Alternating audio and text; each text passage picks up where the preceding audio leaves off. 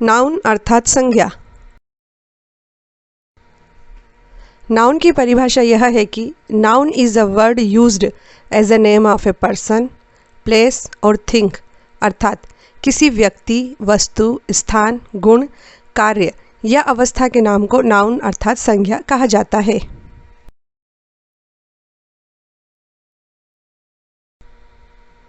Noun के 5 प्रकार होते हैं, जो इस प्रकार है। पहला है प्रॉपर नाउन अर्थात व्यक्तिवाचक संज्ञा। दूसरा है कॉमन नाउन अर्थात जातिवाचक संज्ञा। तीसरा है कलेक्टिव नाउन अर्थात समूहवाचक संज्ञा। चौथा है मटेरियल नाउन अर्थात द्रव्यवाचक संज्ञा। और पांचवा है एब्स्ट्रैक्ट नाउन अर्थात भाववाचक संज्ञा। अब हम नाउन के पहले प्रकार प्रॉपर नाउन अर्थात व्यक्तिवाचक संज्ञा को समझने का प्रयास करते हैं। प्रॉपर नाउन अर्थात व्यक्तिवाचक संज्ञा की परिभाषा में कहा गया है कि किसी व्यक्ति, वस्तु तथा स्थान के नाम को प्रॉपर नाउन कहते हैं, जैसे राम, श्याम, सीता, गीता, दिल्ली, रायपुर, भोपाल आदि। अब हम प्रॉपर नाउन को वाक्य में खोजने का प्रयास करते हैं, क्योंकि परीक्षा में कई बार यह पूछा जाता है कि दिए गए वाक्य में नाउन का कौन सा प्रकार है, और या यह भी पूछा जाता है कि दिए गए वाक्य में से प्रॉपर नाउन को ज्ञात कीजिए।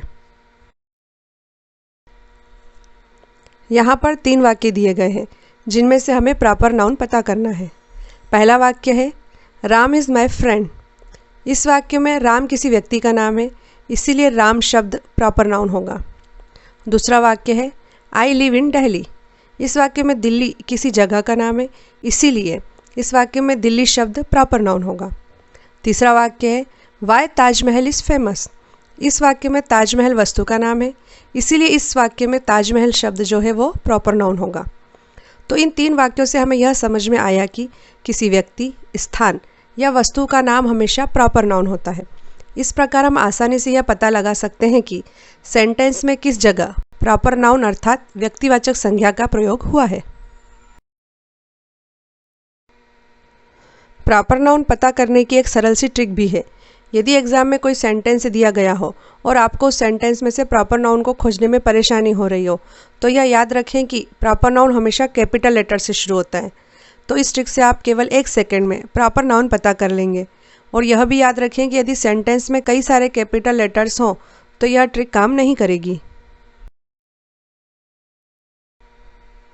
अब हम नाउन के दूसरे प्रकार कॉमन नाउन अर्थात जातिवाचक संज्ञा को समझने का प्रयास करते हैं। जिस नाउन से किसी खास व्यक्ति, जानवर, स्थान या वस्तु का बोध न होकर पूरी जाति या श्रेणी का बोध होता है, उसे कॉमन नाउन कहते हैं, जैसे कि रिवर, बॉय, गर्ल, सिटी आदि।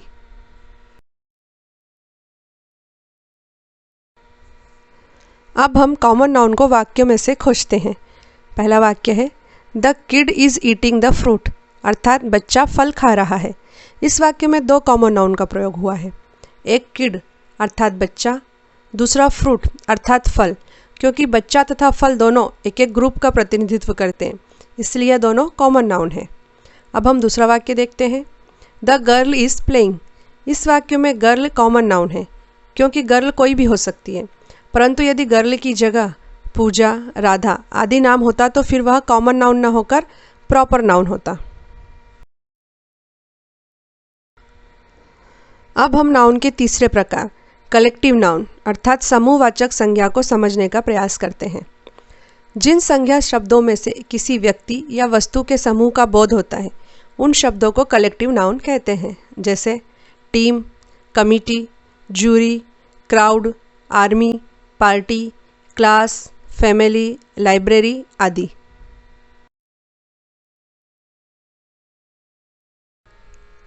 अब हम कलेक्टिव नाउन को वाक्य में से खोजते हैं। The committee is happy with its decision अर्थात समिति अपने फैसले से खुश है। इस वाक्य में कमिटी व्यक्तियों के समूह का बोध कराती है, इसीलिए इस वाक्य में कमिटी कलेक्टिव नाउन अर्थात समूहवाचक संज्ञा है। अब हम एक दूसरा वाक्य लेते हैं our cricket team includes 5 players who are over 6 feet tall अर्थात हमारी क्रिकेट टीम में 5 खिलाड़ी ऐसे शामिल हैं जिनकी ऊंचाई 6 फीट से अधिक है। इस वाक्य में टीम व्यक्तियों के समूह का बोध कराती है, इसीलिए इस वाक्य में टीम कलेक्टिव नाउन अर्थात समूहवाचक संख्या है। अब हम एक तीसरा वाक्य और लेते हैं। A group of gangsters robbed the bank, अर्थात बदमाशों के एक समूह ने बैंक लूट लिया। इस वाक्य में ग्रुप एक कलेक्टिव नाउन है क्योंकि यह समूह का बोध कराता है।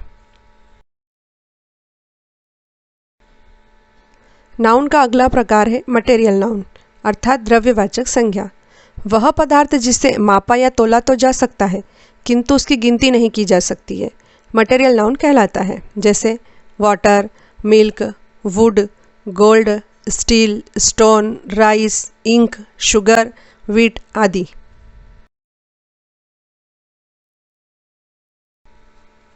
अब हम मटेरियल नाउन को वाक्य में से खोजते हैं। पहला वाक्य है प्रिया हैज़ ए गोल्ड नेकलेस, अर्थात प्रिया के पास सोने का हार है। इस वाक्य में गोल्ड एक मटेरियल नाउन है क्योंकि एक तो यह पदार्थ है तथा गोल्ड को मापा तथा तोला तो जा सकता है, जैसे 10 ग्राम गोल्ड, परंतु हम यह नहीं कह सकते कि 1 सोना 2 सोना, क्योंकि यह काउंटेबल नहीं है। अब हम दूसरा वाक्य लेते हैं। My school's benches are made of steel, अर्थात मेरे स्कूल के बेंचेस स्टील के बने हुए हैं। इस वाक्य में स्टील एक मटेरियल अर्थात पदार्थ है तथा यह काउंटेबल नहीं है, इसीलिए यह मटेरियल नाउन है। अब हम नाउन के पांचवें प्रकार एब्स्ट्रैक्ट नाउन अर्थात भाववाचक संज्ञा को समझने का प्रयास करते हैं। वह नाउन जिससे भावना, अवस्था, गुण या कार्य का बोध होता है उससे एब्स्ट्रैक्ट नाउन कहते हैं। जैसे honesty, beauty, truth, laughter, love, death, childhood आदि।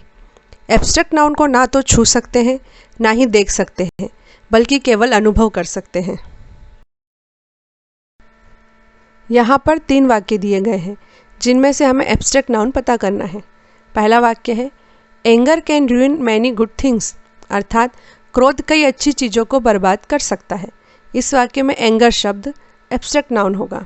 दूसरा वाक्य है honesty is the best policy, अर्थात ईमानदारी सबसे अच्छी नीति है। इस वाक्य में ऑनेस्टी शब्द एब्स्ट्रैक्ट नाउन होगा।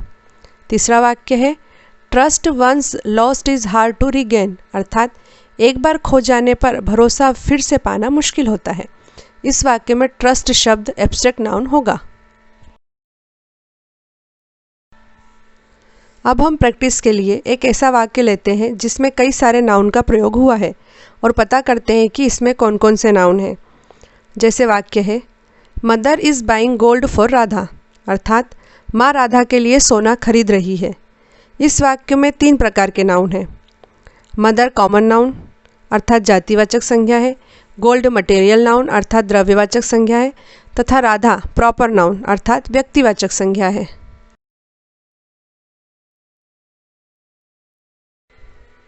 इस वीडियो में आगे नाउन से संबंधित कुछ मॉडल प्रश्न प्रैक्टिस के लिए दिए जा रहे हैं ताकि आप स्वयं अपनी तैयारी को जांच सकें। Choose the appropriate proper noun and complete the sentence. Dash dash dash is a good singer. Option a Raju, option b her, option c he, option d I.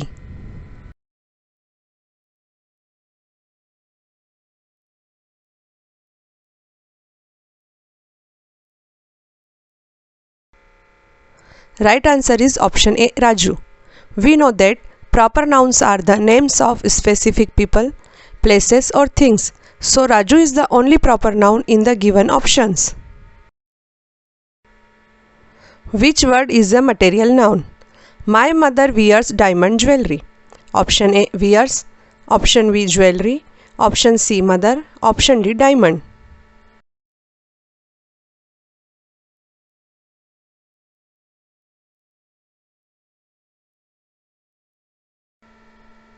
Right answer is option D diamond. The definition of a material noun is a grammar term that refers to a material or substance from which things are made such as silver, gold, iron, cotton, diamond and plastic. So in this example, diamond is the material noun. Which word is a collective noun? The crowd was on the main street. Option A crowd, option B man, option C on, option D street.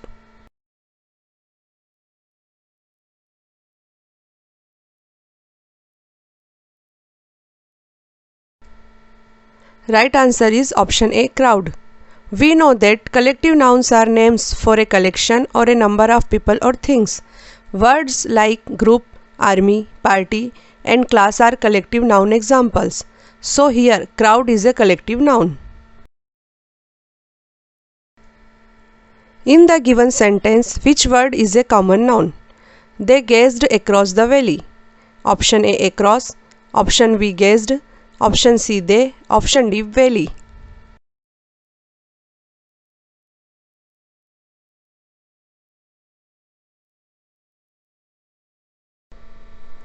Right answer is option D, valley.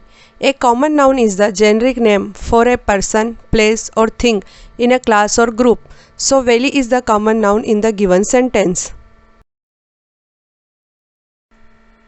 Which word is abstract nouns? A little knowledge is a dangerous thing. Option A, little. Option B, dangerous. Option C, knowledge. And option D, thing.